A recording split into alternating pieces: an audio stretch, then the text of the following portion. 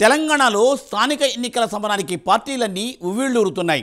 క్షేత్రస్థాయిలో బలం పెంచుకుంటే ఇక తమకు తిరుగుండదని పార్టీల అధిష్టానాలు భావిస్తున్నాయి. సత్తా చూపించాలని భారతీయ జనతా పార్టీ, విజయాల పరంపరను కంటిన్యూ చేయాలని కాంగ్రెస్ పార్టీ, పూర్వ వైభవం కోసం బీఆర్ఎస్ తహతహలాడుతున్నాయట. ఇంకోవైపు పోటీ చేసేందుకు ఆశావహులు కూడా సన్నాహకాలు చేసుకుంటున్నారట. ఈ తరుణంలో ఎంపీటీసీ, జడ్పీటీసీ ఎన్నికలు ముందుగా జరగబోతున్నారా? మరి వీటిలో పైచేయి సాధించేది ఎవరు? డీటెయిల్స్ ఈ స్టోరీలో.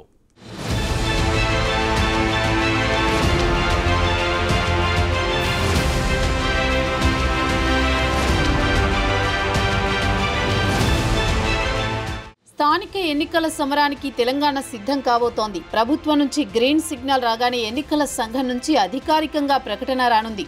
సర్పంచ్, ఎంపీటీసీ, జెడ్పీటీసీ ఎన్నికల నిర్వహణపై స్కెడ్యూల్ ప్రకటించే అవకాశం ఉంది. త్వరలోనే స్కెడ్యూల్ వెల్లడయ్యే సూచనలు ఉన్నాయి. స్థానిక ఎన్నికల విషయంలో ఎన్నికల సంఘం పగడ్బందీగా ఏర్పాట్లు చేస్తోంది. సిబ్బంది శిక్షణ, ఎన్నికల నిర్వహణ విషయంలో పక్కా ప్రణాళికను సిద్ధం చేసే పనిలో పడింది. ఇదే విషయంపై అన్ని జిల్లాల కలెక్టర్లతో సమీక్షలు కూడా చేస్తోంది.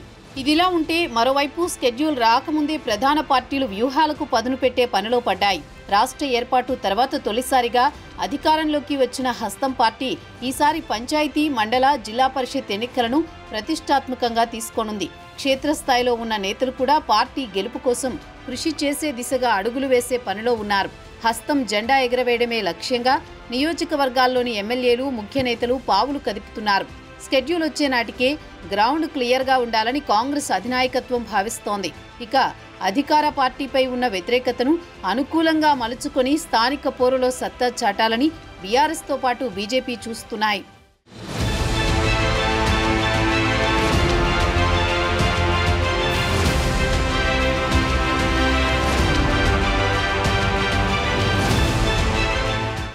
రాబోయే స్థానిక ఎన్నికల్లో సత్తా చాటాలని ఆశావహులు పావులు కదుపుతున్నారు. రిజర్వేషన్ల ఖరారుపై స్పష్టత రాగానే మరింత దూసుకు వెళ్లాలని భావిస్తున్నారు.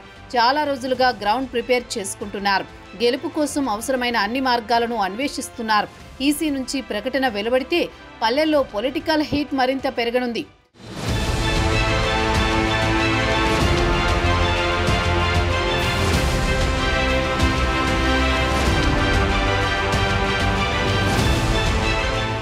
రాష్ట్రంలో మొదట ఎంపీటీసీ, జెడ్పీటీసీలు జరగనున్నాయని తెలుస్తోంది. ఆ తర్వాత సర్పంచ్ ఎన్నికలు నిర్వహించనున్నారు. వీటికి సంబంధించి ఈ నెల 15 తర్వాత ఎన్నికల నగారా మోగనుంది. అందుకు రాష్ట్ర ఎన్నికల కమిషన్, పంచాయతీరాజ్ శాఖ, పోలీసు యంత్రాంగం, రెవెన్యూ అధికారులు ఏర్పాట్లలో నిమగ్నమయ్యారు. పోలింగ్ కేంద్రాలు ఖరారు చేయడం, పార్టీలకు గుర్తులు, ఇండిపెండెంట్ అభ్యర్థుల గుర్తులు, ఎన్నికల నిర్వహణ కోసం రిటర్నింగ్ ఆఫీసర్లను ఖరారు చేయడం, వారికి శిక్షణ ఇవ్వడం అన్నింటికీ సంబంధించిన ఆదేశాలు చకచకా జారీ అయ్యాయి. ఈ నెల 3వ వారంలోపు ఎన్నికల స్కెడ్యూల్ విడుదలయ్యే విధంగా ఏర్పాట్లు చేస్తున్నారు. ఎంపీటీసీ, జెడ్పీటీసీ ఎన్నికలకు ఫ్రీ సింబల్స్ ను ఎన్నికల సంఘం ప్రకటించింది. ఆ మేరకు జిల్లా ఎన్నికల అధికారులకు ఆదేశాలు జారీ చేసింది. జాతీయ, ప్రాంతీయ పార్టీల సింబల్స్ తో పాటుగా మరో 30 ఫ్రీ సింబల్స్ ను కేటాయించింది. ఇండిపెండెంట్ గా పోటీ చేసేవారు ఈ గుర్తుల్లో వేటినైనా ఎంపిక చేసుకోవచ్చు. ఒకే గుర్తును ఇద్దరు ఎంపిక చేసుకుంటే డ్రా విధానంలో ఎంపిక చేస్తారు. ఎన్నికల నిర్వహణలో కీలకమైన రిటర్నింగ్ అధికారులు, పోలింగ్ సిబ్బందిని నెల 10వ తేదీలోపు ఖరారు చేయాలని ఎన్నికల సంఘం జిల్లా కలెక్టర్కు ఆదేశాలు జారీ చేసింది. ఎంపీటీసీ, జెడ్పీటీసీ ఎన్నికల నిర్వహణలో భాగంగా పోలింగ్ కేంద్రాల ఏర్పాటుపై ఎన్నికల సంఘం దృష్టి సారించింది. దీనిలో భాగంగా ఈ నెల 15 కల్లా పోలింగ్ కేంద్రాల తుది జాబితాను ప్రకటించాలని జిల్లా కలెక్టర్లను ఆదేశించింది.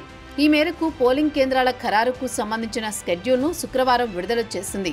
పోలింగ్ కేంద్రాల జాబితాను స్వయంగా మండల స్థాయి అధికారులు పరిశీలించి ఆ భవనాలు ఎన్నికల నిర్వహణకు అనువుగా ఉంటాయో లేదో పరిశీలించాలని సూచించింది. ఆ తర్వాత ముసాయిదా జాబితాను ప్రకటించాలని స్పష్టం చేసింది.